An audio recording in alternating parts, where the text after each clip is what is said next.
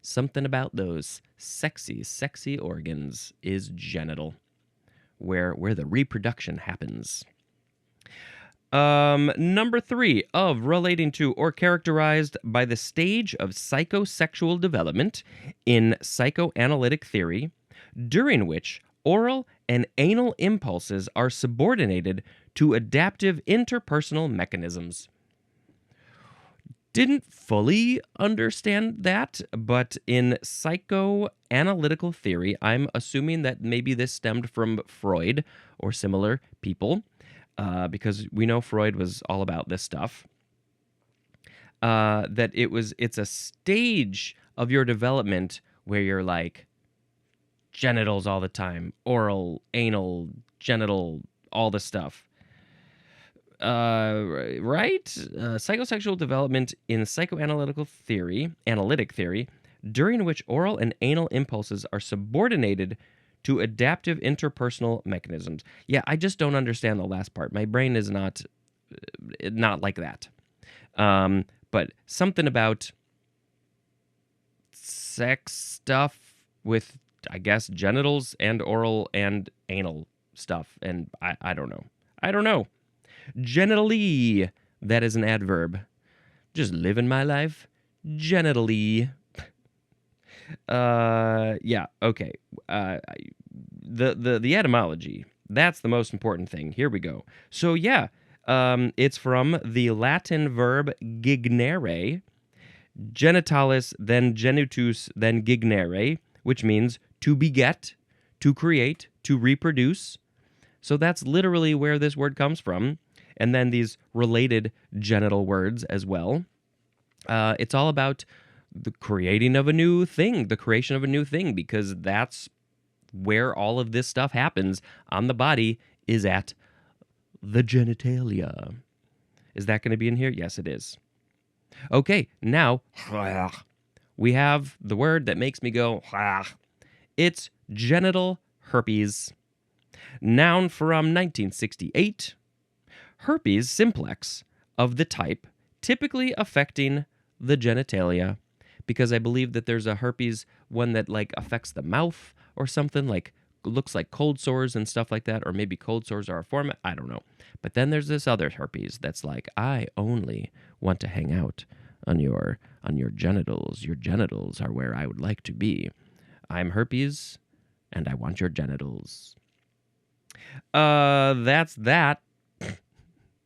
I think I have heard that these herpes things are much more common than people think, people say, and I don't got them, and I hope I never got them.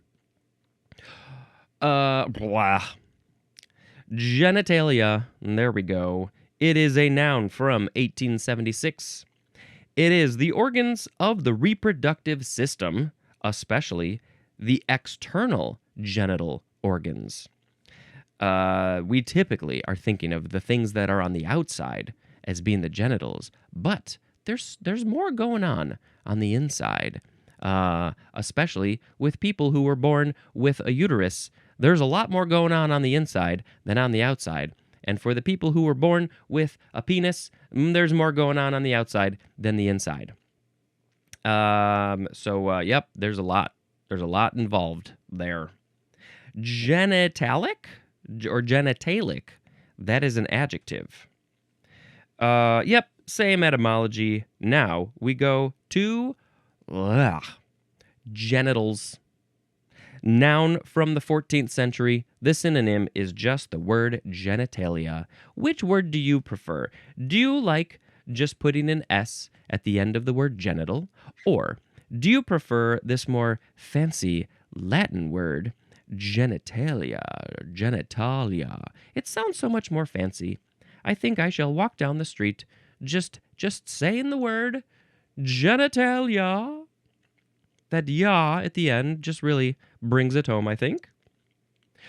Oh, here's another thing that makes me go, it's genital wart. Noun from 1954. It is a wart on the skin or adjoining mucous membrane on or near the genital organs or the anus, and caused by any of several human I know this word. Papilloma viruses. Papilloma viruses. Did I say that word correctly? Papilloma viruses. Those are the viruses of the papilloma. Okay, so yeah, you can just get a wart there, and you're like, I got a wart. Where is it? It's on my genitalia. Please don't look at it. I'm not going to show it to you. Now we have the word genitival. I think we are pretty much done with the genital words, although maybe not. I wouldn't be surprised if one of these is related.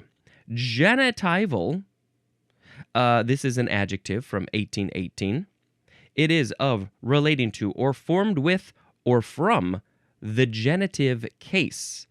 And genitively, that is an adverb. And of course, now we must talk about the word genitive because it's our next word. Genitive. Adjective from the 14th century. Number one is of, relating to, or constituting a grammatical case, marking typically a relationship of possessor or source.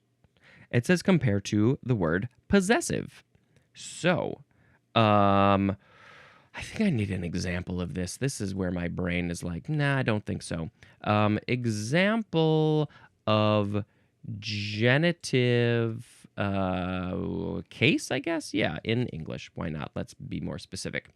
The genitive case in English primarily shows possession using an apostrophe and an S. Examples are the dog's bone or children's toys, or just an apostrophe for plural nouns ending in S, like the students' papers.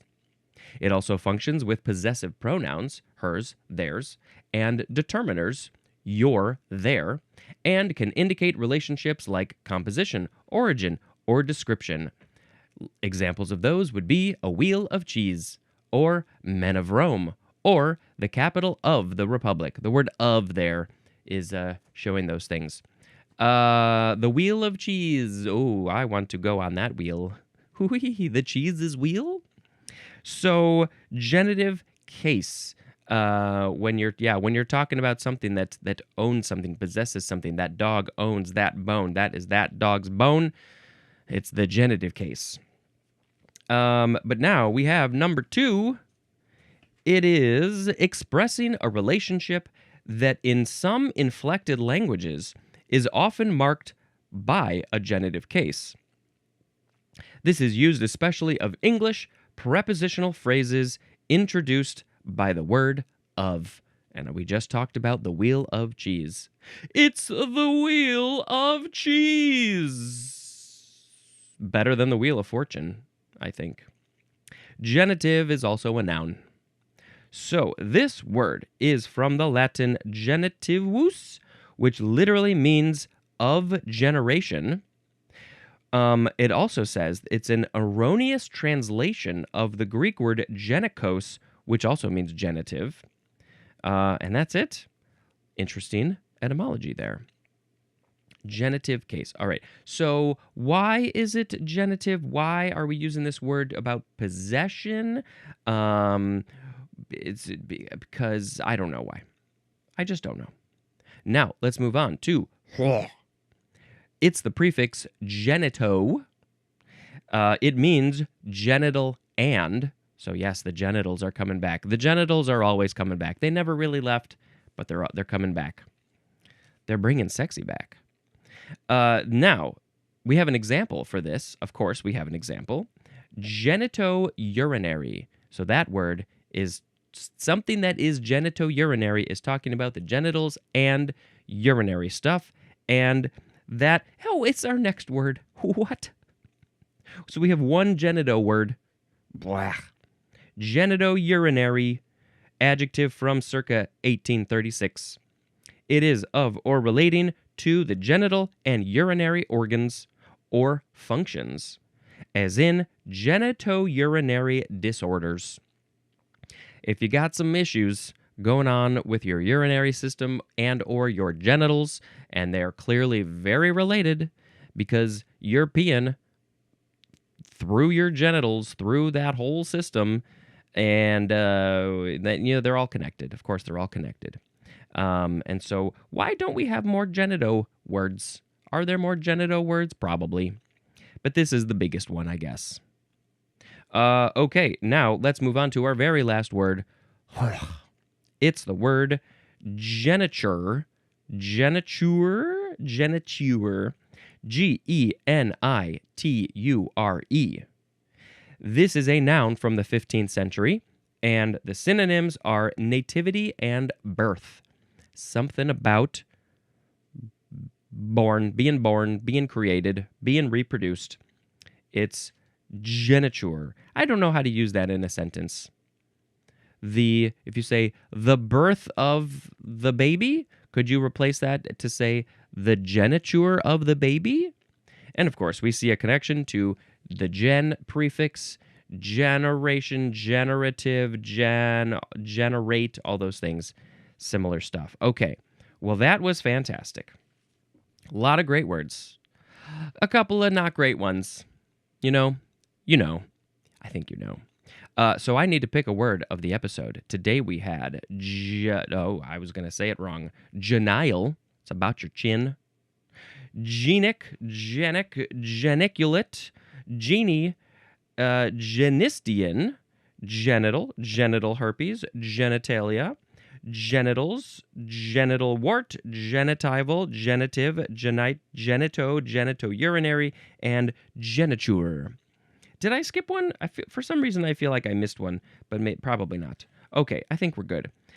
I don't know. I think just because it's kind of silly and a fun word to say, maybe I just need to pick genitalia as the word of the episode.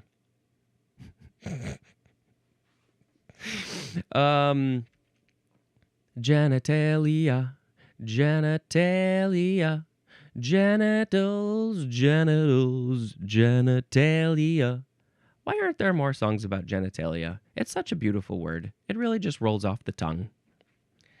I don't think I'm going to talk about genitalia. I don't feel like I need to do that. Nope. Yeah. Instead, I think we should talk about a movie. The next movie on the list, here, I had to bring it up because I forgot what it was. And it's called Remember What I Forgot. Very interesting movie from Hong Kong. I don't want to say much. The description says an unknown film director who is pursuing his dream and unremittingly pursuing a career in film. I don't know if I fully agree with that description.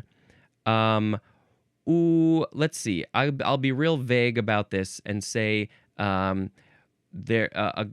guy who loves film is talking with a woman who also loves film. Yeah, let's keep it simple. It's obviously much more complicated and deep than that. But sometimes it gets weird. I feel like there's some weird stuff, and it also gets like really emotional too. Remember What I Forgot, and it's an interesting title. That's the Americanized title. I wonder what the actual translation would be. Let's see. Where's the actual title? I'm trying to find it. Oh, here it is. It's right there at the top. Let's see. Can I copy this and let's go to the translate and let's find what would be another way to this is Cantonese, I think it said, right? Cantonese. Nope. Yeah, I'm not getting what I wanted. I think it said Cantonese, right? Anyway, Remember What I Forgot. Go check out that movie if you can find it. I watched this on a plane. Yeah, Cantonese. It's not translating it properly, so I don't know what it means. Remember What I Forgot. Ooh, and I forget everything. All right, that is the end of this episode. Thank you so much for checking it out. Don't get genital herpes. Be safe, please. Okay, do I have to give this PSA? I'm always giving this PSA. Wear your things. Do what you got to do. Be safe. Get tested. That's a big one. Go get tested. Try to avoid the genital herpes. I don't know what you can do to avoid the genital warts. Is there something that you can do? I don't know. Take care of your genitals, your genitalia. Appreciate other people's genitalia if you like, if you are into that sort of thing. Treat them well. Treat them well. Don't be selfish. All right, that's the end of the episode. Thank you so much for checking out this show. Until next time, this is Spencer dispensing information. Goodbye.